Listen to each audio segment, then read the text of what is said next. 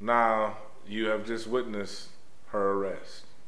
And while some of her behavior may not have been the most appropriate, there wasn't anything that she did that should have led to her being treated the way she was treated and ultimately placed into a jail cell, which resulted in her being found hanging from that cell 3 days later. You know, Black America as a whole, it's time for a wake-up call. But more importantly, I want to talk to me. I want to talk to that black male. And in my opinion, we have failed our women. Now, I'm not going to go on a rant about how we should treat our women and things like that.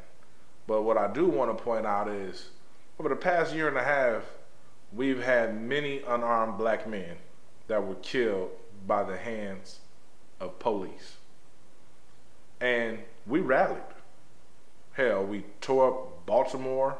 We marched in New York. You know, we was all for the cause when Michael Brown was shot down. You know, we rallied. We made sure that everyone was aware of what happened. And we were mad. But one of our queens gets assaulted by the police, and everyone's okay with this. You know, we're more concerned with, does Drake write his own raps? I don't care.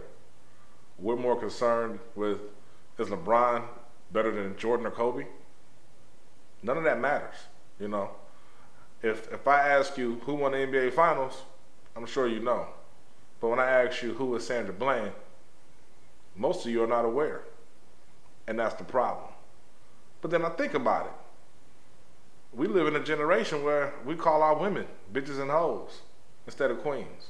You know, we live in a world where your favorite song is probably not something you would want your mother to hear or your daughter.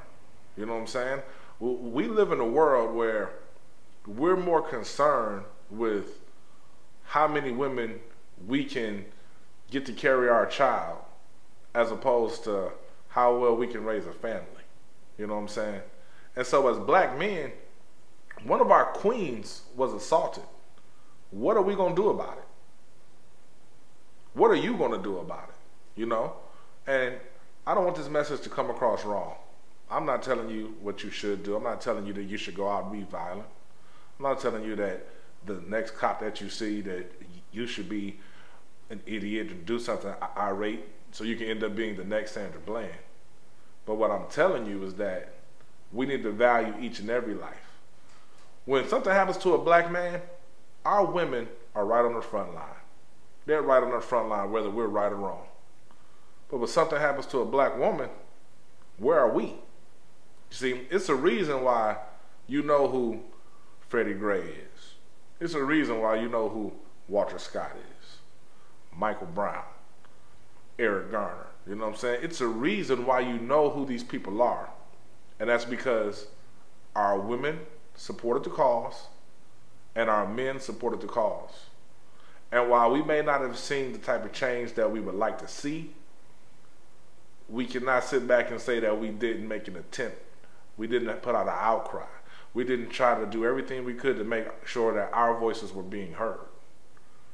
But Sandra Bland was found hanging in her jail cell less than a month ago. Less than a month. 30 days. But I don't see any outcry. I don't see us getting angry. I don't see us taking this as seriously as we should. You know, a young black woman who is moving to another state because she just landed a job and is on the cusp of an opportunity is not a candidate for suicide.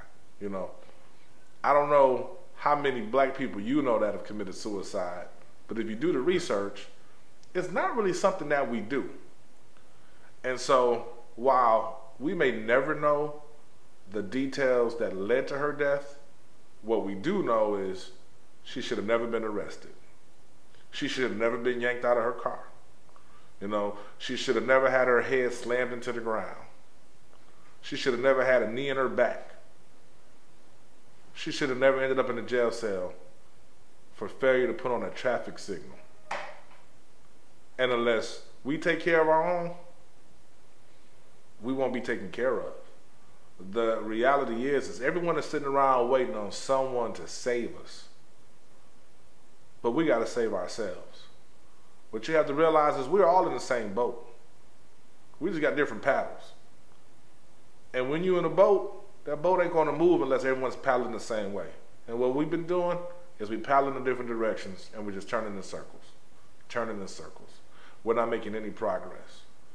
Progress is a process, and it starts with us valuing our queens and letting them know that we're willing to lay our lives down to make sure that you're being treated the way you deserve to be treated. If we don't stand up for them, who will? And if you're not willing to lay your life down to protect our women, then in my opinion, I don't know what you're existing for. You know what I'm saying? The goal is to never be in a position where you have to lay down your life for our queens. But in the event that you have to, you got to step up. We got to show the youth that we are a unit, and we're going to protect our family at any cost. If you land in the bed and someone breaking the house, you're not going to have any issue standing up for your family. But each and one of us represents your family. And I would hate to have Sandra Bland be in my family. I would hate to have to experience the pain that her family is going through to lose a child at 28 years old when they have their whole life in front of them, all because of a police officer who took things too far. Black men, it starts with us. If we don't lead by example, if we don't show the youth something different, then we're going to do another 400 years, just like the previous 400 years.